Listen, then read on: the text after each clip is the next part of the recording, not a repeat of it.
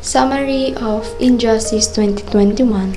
Upon hearing of Lois' capture, Batman calls in all Justice League members to find her.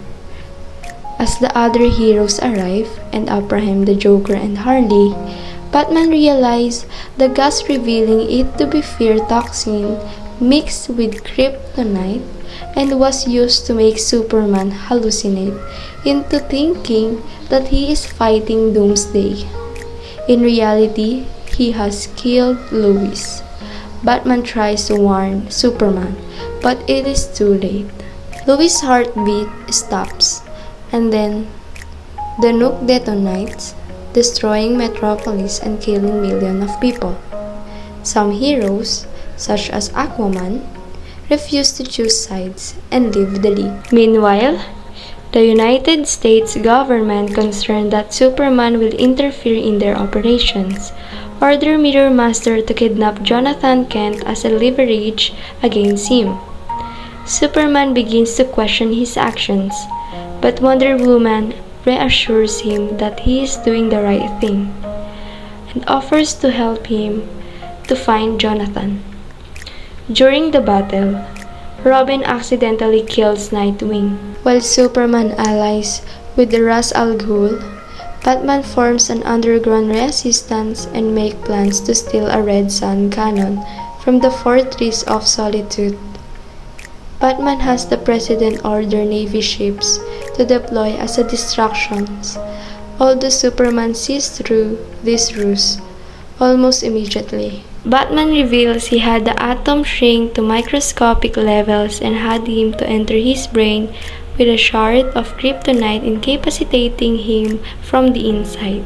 Ra's, however, intervenes and introduces a concoction into Superman that kills Atom, as the concoction was made to be fatal to foreign organisms. Superman attempts to stop them and is confronted by the Green Arrow, who is aiming a kryptonite arrow at him. Unfazed Superman moves in as he shoots the arrow, causing an enraged Superman to murder him in revenge. Before dying, Jonathan begs him to forgive them as this was just an accident. Superman transforms the Earth into a police state using surveillance drone created by Mr. Terrific. He uses this drone to monitor those who commit crimes or disagree with him. The drone singles out some teens partying in an abandoned warehouse. Superman breaks in, and to his shock, he sees that these teens are idolizing the Joker, even wearing makeup like him. After being insulted and having a beer bottle thrown at him, Superman slaughters all of them using his heat vision. Batman, who is nearby with Catwoman, can only watch and listen in horror as he does. In response, Superman dispatches Amazo to enforce a global peace, but the android quickly turns violent, as Ra's had secretly programmed it to kill Superman. Meanwhile, Robin, having had a change of heart, duels and defeats Ra's with Deadwing's help. Injustice delves on the dangers of vigilante justice as well as the power imbalance among reality.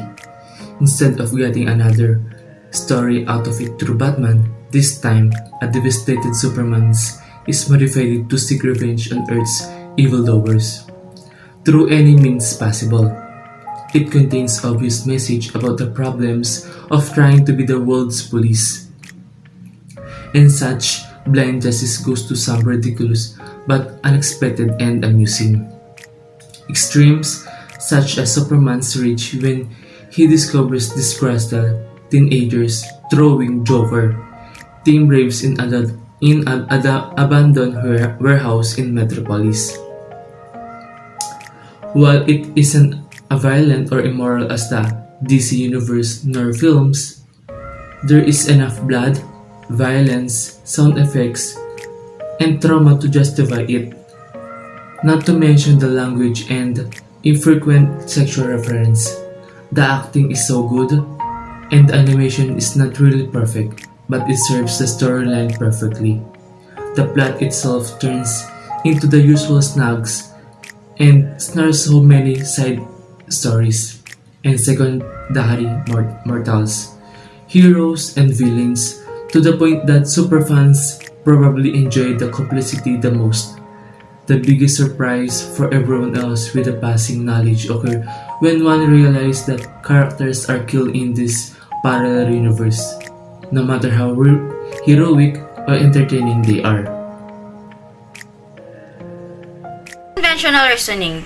The early level that of pre-conventional moral reasoning, the child uses external and physical events such as pleasure or pain as the source for decisions about moral rightness or wrongness. His or her standards are based strictly on what will avoid punishment or bring pleasure. For example, in the movie Injustice, Robin decides to fight his godfather because he used him to get close to Superman and to do more evil. And Robin realizes what his father Batman is fighting for is right than Superman's decisions. Post-conventional morality, a concept developed largely by psychologist Lawrence Kohlberg, identifies the ethical reasoning of moral actors who makes decisions based on rights, values, duties, or principles that are or could be universalizable. For example, in the movie, Batman wants to abide the laws and the Justice League's rules of peace, and not Superman's law that someone has to die even if the person is innocent just for the peace he wants.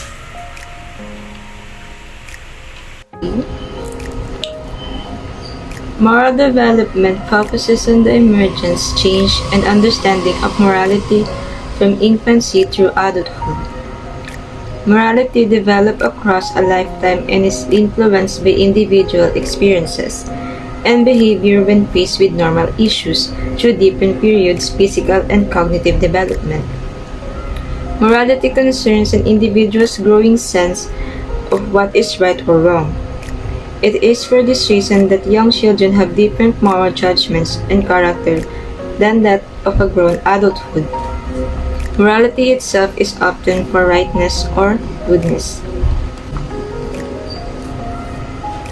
In Kohlberg's theory of moral development is a theory that focuses on how children develop morality and moral reasoning. Kohlberg's theory suggests that a moral development occurs in a series of 6 stages. Stage 1 is obedience and punishment. Stage 2, self-interest. Stage 3, interpersonal accord and conformity. Stage 4, authority and maintaining social order. Stage 5, social contract. And lastly, Stage 6, universal ethical principle. Conventional. The conventional level of moral reasoning is typical of adolescents and adults. To reason in a conventional way is to judge the morality of actions by comparing them to society's views and expectations. The conventional level consists of the 3rd and 4th stages of moral development. Here we have the Kohlberg's moral development. First, we have pre-conventional level. Actions are determined to be good or bad depending on how they are rewarded or punished. For example is, it will be bad for me to take my friend's toy because the teacher will punish me. Second, we have the exchange principle enters the picture at this level, and we treat with fairness those who do the same with us or those who can help us.